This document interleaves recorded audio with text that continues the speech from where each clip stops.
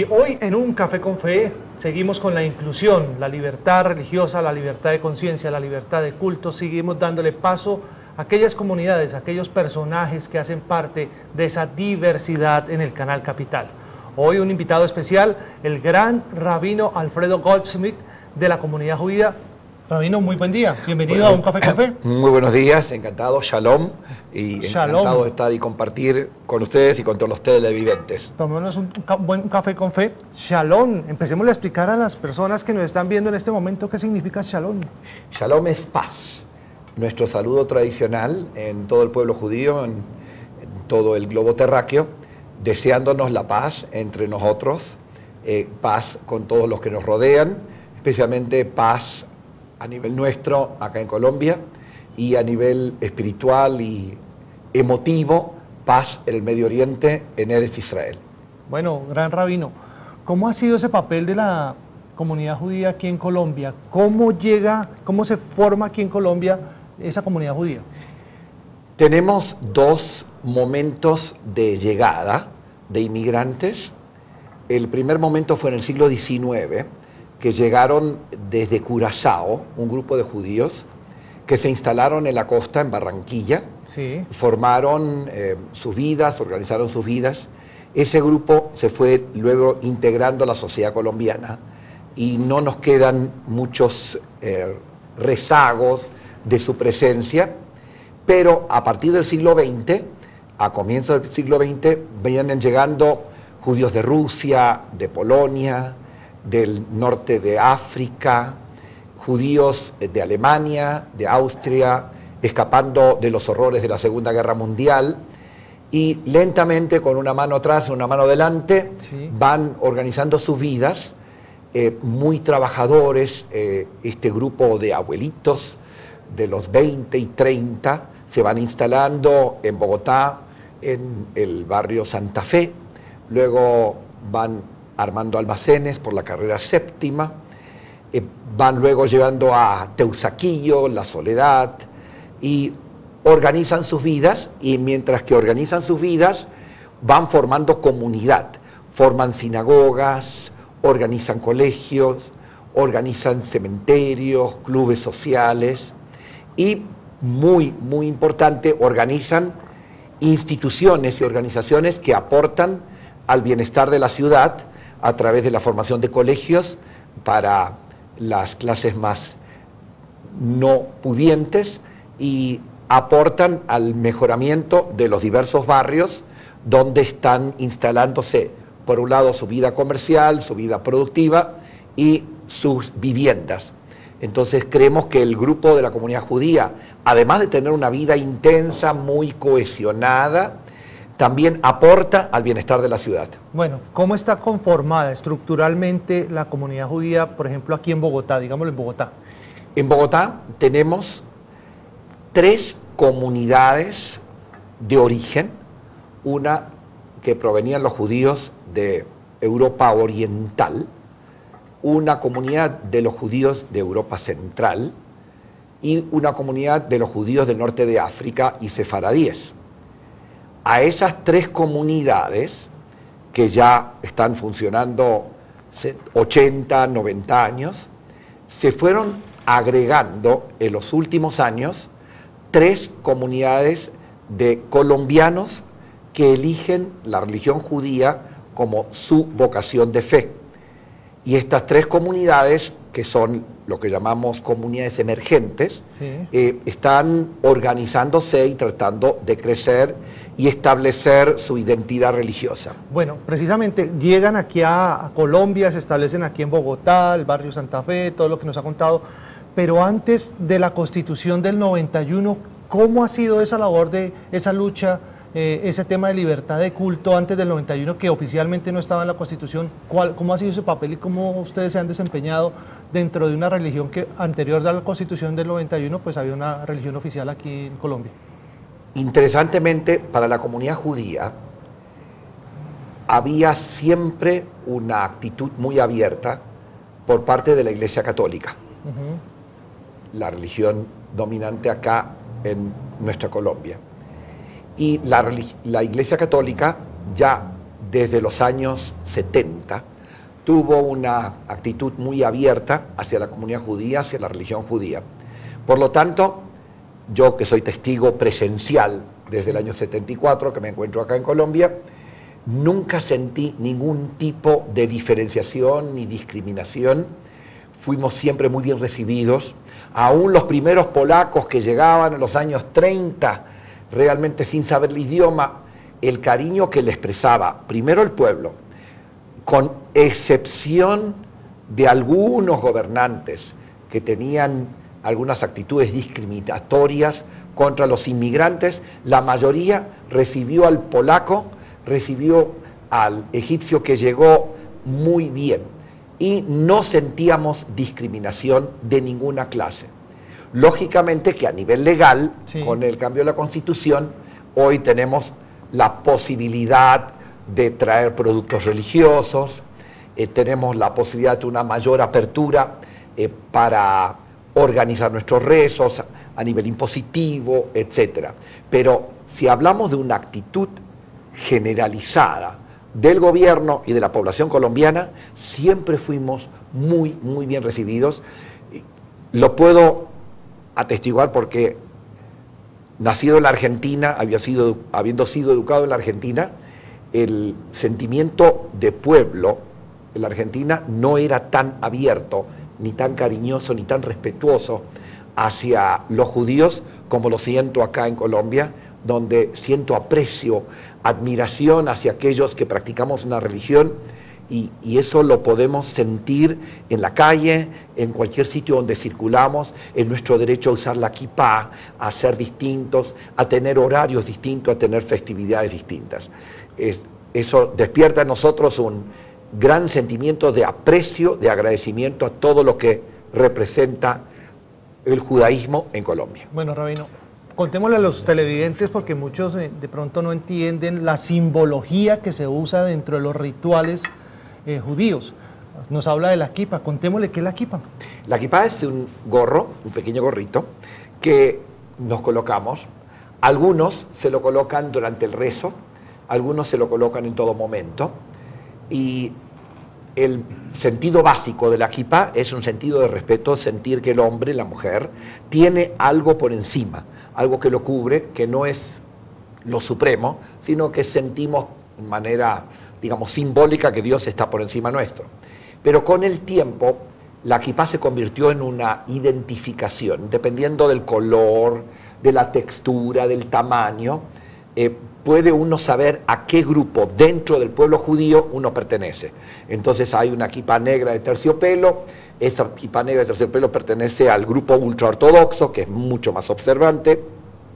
Una kippah blanca grande simboliza los grupos que se identifican con la presencia judía en todo el territorio de Israel y desean permanecer constantemente en esos territorios.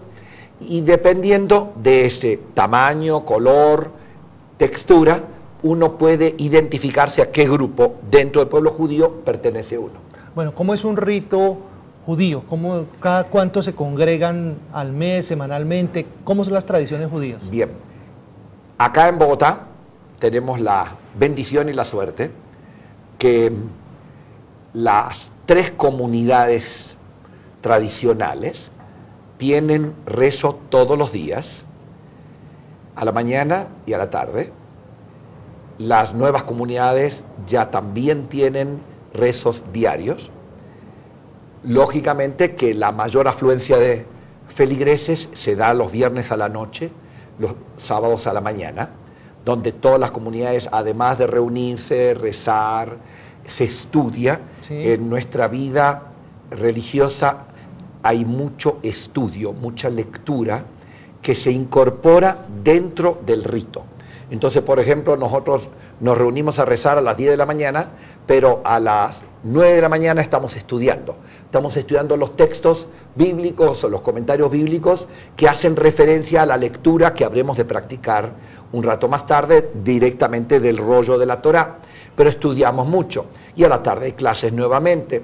Entonces se da que en todas las sinagogas hay una mezcla de rezo, cánticos, mucha actividad se centra en la sinagoga, alrededor de una mesa se come algo y se comentan temas contemporáneos, sea de la realidad nacional, sea de la realidad judía, sea de la realidad comunitaria. Entonces alrededor de la mesa hay como un intercambio social y se van fortaleciendo los lazos religiosos y los lazos sociales. Y ese sentimiento de comunidad, y a veces creamos la imagen de que somos extremadamente solidarios. Lógicamente somos solidarios, sí, pero quizás despertamos una mayor imagen de solidaridad porque nos reunimos bastante a menudo y porque tenemos una presencia uno con el otro. Y eso crea una imagen de grupo muy cohesionado. Okay.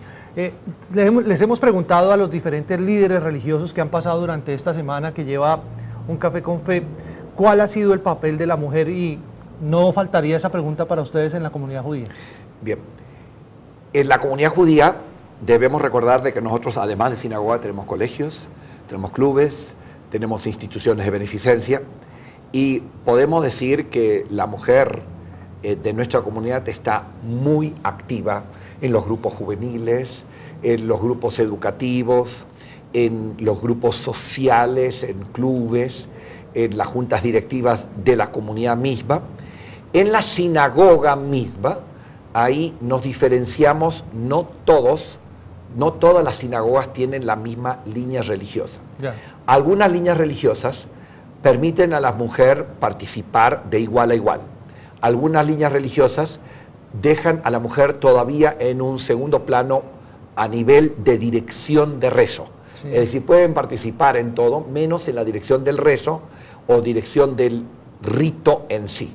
Y esta comunidad presenta los tres tipos de integración de la mujer. Aquellos donde ella está totalmente de igual a igual, aquellos que están en camino y aquellos que todavía sigue habiendo una mayor diferenciación.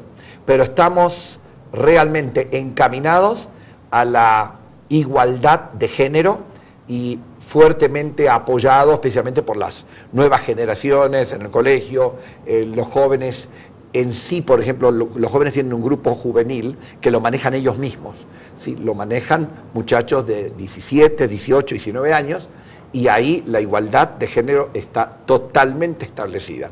Es decir, hay tantos hombres, mujeres que están dirigiendo, inspirando y coordinando.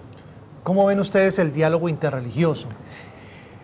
Nosotros lo vemos sumamente positivo, empezando por la Iglesia Católica.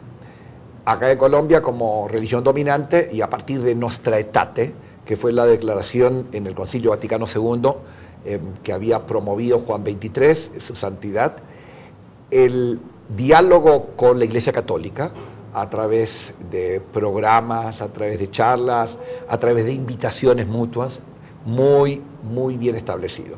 En los últimos 30 años tenemos un diálogo muy productivo, presencia mutua con el grupo evangélico, con los diversos grupos protestantes.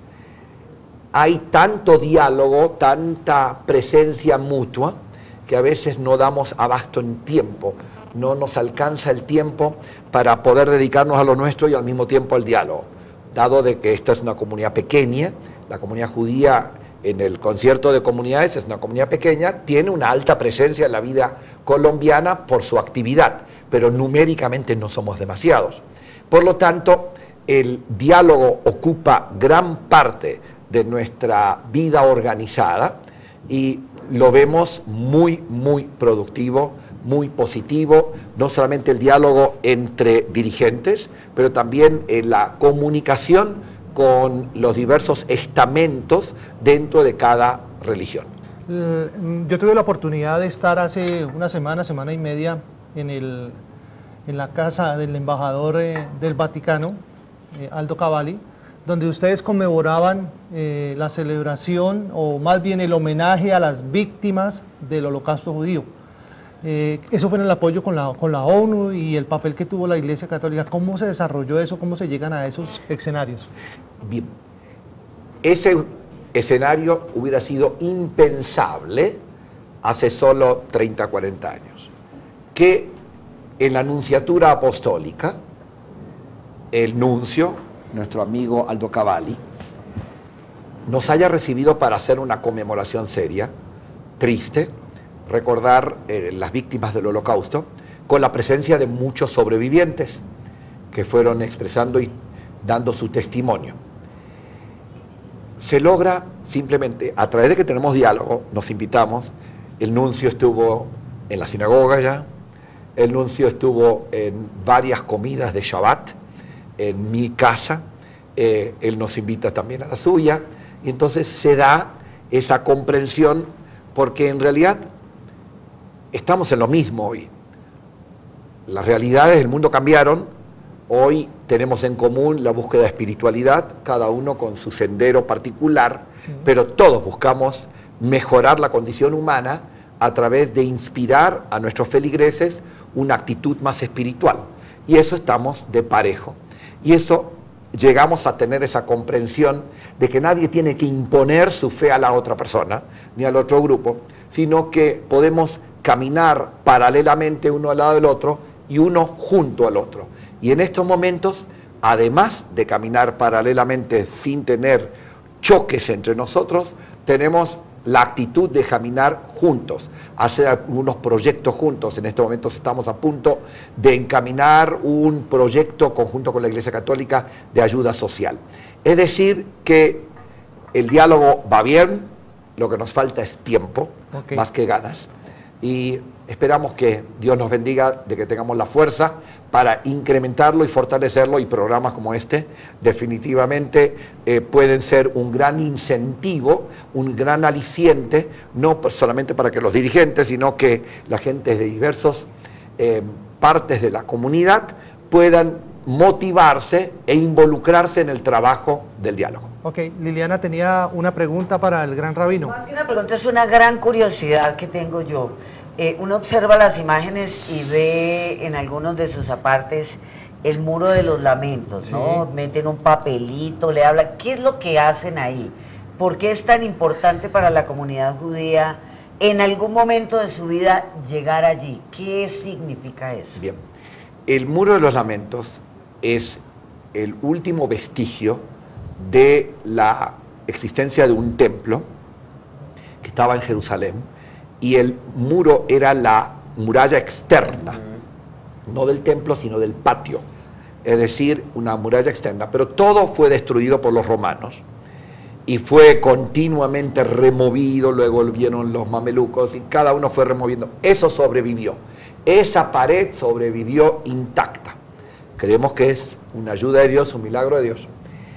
El muro, por lo tanto, representa la historia, nos representa la historia. No es que Dios esté más concentrado allá, pero creemos que nos motiva a nosotros. Cuando llegamos al muro, nos reconectamos con miles de años de historia, porque en ese muro estaban los judíos hace 3000 años, hace 2000 años, hace 1000 años. El único periodo que los judíos no pudieron llegar al muro para rezar y para estar conectados con la historia fueron entre los años 1948 y 1967, donde el muro estaba bajo la soberanía del reinado de Jordania y ellos no nos permitían el acceso al muro. Pero desde el 67, durante la Guerra de los 6 días, allí tenemos nuevamente soberanía sobre todo Jerusalén. Y entonces, cuando llegamos al muro, reconectamos con la historia, pero además hacemos algo práctico, algo concreto. Lo concreto es escribir en un papelito nuestros deseos, algunos personales, algunos son deseos nacionales, y lo colocamos dentro de la ranura. El Papa Juan Pablo II, Papa Benedicto hicieron lo mismo, es decir, la presencia allá. Pero quiero restarle importancia al papelito y a la ranura y darle mucho más importancia que nuestra presencia en el muro es la manera de conectarnos con una historia y una manera de conectarnos con la divinidad. No porque Dios esté más allá, sino porque yo quiero conectarme con la divinidad. Rabino, no, todos estos temas son interesantísimos, como ustedes lo ven, hay miles de preguntas que vamos a empezar a desarrollar aquí en Un Café. Mañana les tenemos otro invitado, gracias Rabino por haber venido. Creo que los vamos a seguir teniendo en su comunidad y en las demás comunidades que están aquí en Un Café con Fe. Mañana con otro invitado, póngale fe.